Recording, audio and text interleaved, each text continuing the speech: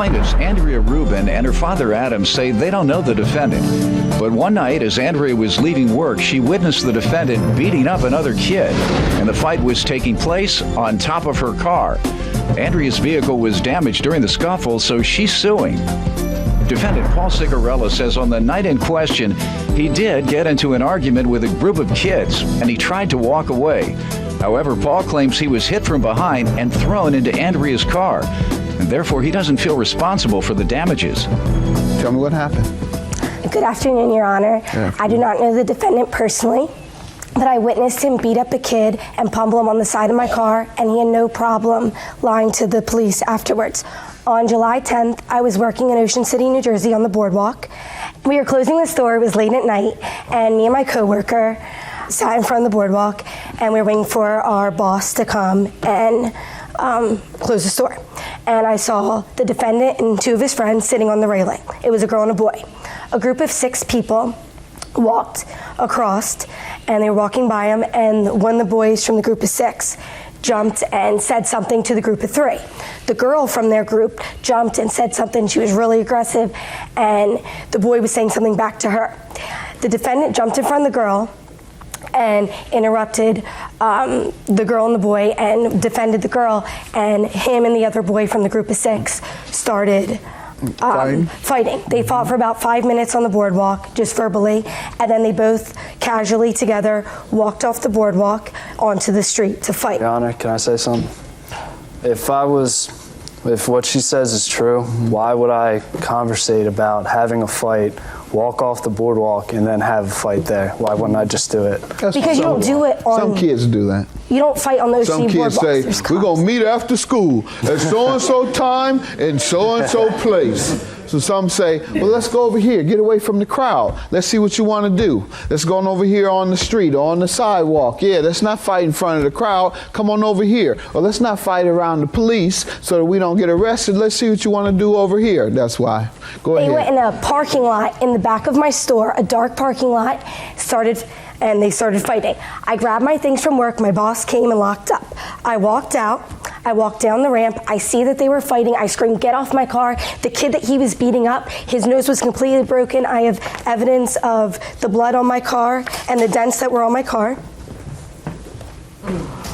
So why are you holding him liable alone? Because he had the victim pinned down on the back of my car, punching him. And his fist... Your Honor, can I say something? No, you can wait. No. Go ahead. He was punching the kid. He broke his nose. I ran up to the kid. I almost hit him when I was running to my car to see if everything was all right. He had blood running down his shirt. Him and his friends walked back up onto the boardwalk like tough guys, and the group of 6 walked onto the street. No, Your Honor, I'm being made out to be a bad guy. I have no criminal record before this. I have a clean record. I was walking on the boardwalk with my friend, who's my witness, and my girlfriend at the time. A bunch of kids on the boardwalk sitting on a bench said something to my girlfriend. I didn't quite catch what they said, but my girlfriend heard them. She ran over there, started arguing with them. I went over there, pushed her out of the way. I said, what did you say? And he said what she said. It's inappropriate for court. And I said, looked at my girlfriend, I said, this isn't worth it. So I started walking off the boardwalk. I got about halfway down the bench. I got hit from behind. And then at that point, I was already ticked off that he said something to my girlfriend. So we started fighting, and it ended up turning into the parking lot, which was right next to the ramp. He picked me up. I got thrown into the car, and then we started fighting for a little bit more, and then he ran off. So I walked onto the boardwalk, walked straight up to the cop, and that's what it says right here in the police report I have. Okay. The cops were called on you. All right. They were called by the store next to me. Sir? I tried walking away, but I got hit. So after that, what'd you do? I hit him back. Why couldn't you walk away then, as opposed to continuing the fight? Because he kept on coming at me. Okay. And how'd you end up on the car? I got picked up and thrown into the car. Oh, he picked you up and slammed you onto the car. Sir. Yeah, you better call the police when your girlfriend gets cursed out, because you can't. Yeah, you better defend her in that manner, because defending her physically isn't working out for you. Your Honor, can I say something about the police report? All the people's names stated on that police report that I was with has no history, but the plaintiff that is suing me has a history. What? Who? Her? Yeah, it's... What's that have to do with somebody damaging her car? Does she have something involving fraud or making a fraudulent report? It's a history. Anything regarding a car? No, sir. Well, okay, unless it is she made a fraudulent report, she sued someone, or she has several lawsuits, doesn't involve a lawsuit. Okay, and Your Honor... He doesn't know because it's fake. Okay. I'm 18 years old. I don't have anything. All right. Excuse me, Your Honor. Yes. I just wanted to point something out. Paul says that he stated he got struck from behind several times and fell to the ground in his statement to the police. He just said he got picked up and thrown into a car and just lied again. However, we know that he walked down the ramp with the kid I saw to what the he told parking the lot to police. fight. You told the police, sir, that you got struck several times and fell to the ground. Then you fled the area.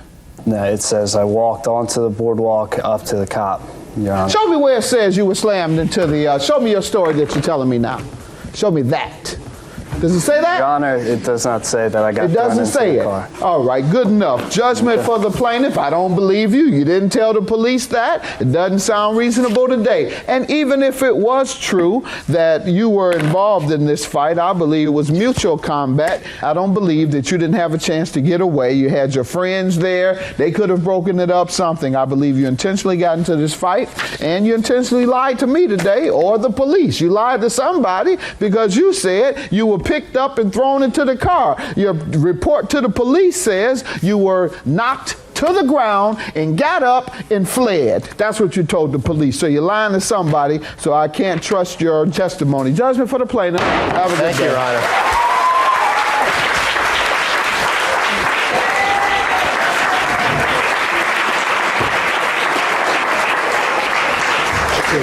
And what are you saying there was something that she did that was wrong? That she had some dirt on her? What are you trying to say with that? You know that's a lie. Creep. Go right to that lie during the courtroom hearing about some dirt that he had on my daughter when she's never been charged with anything, nor did anything wrong that she's ever been charged with in a court of law or with the police. What a terrible thing to say. I was innocent. I saw the whole thing happen. I know what happened. He lied to Judge Mathis. He lied to my father. He got caught. That's why we won. Can I say something? Why didn't you call the police when that happened? Because it says it was an anomalous caller, not you. It was the store next to my surf shop. So it was Air Circus so next you watched door. the whole fight go down without calling the police? Hi, Judge Mathis. My name is Nadia. I have a question for you.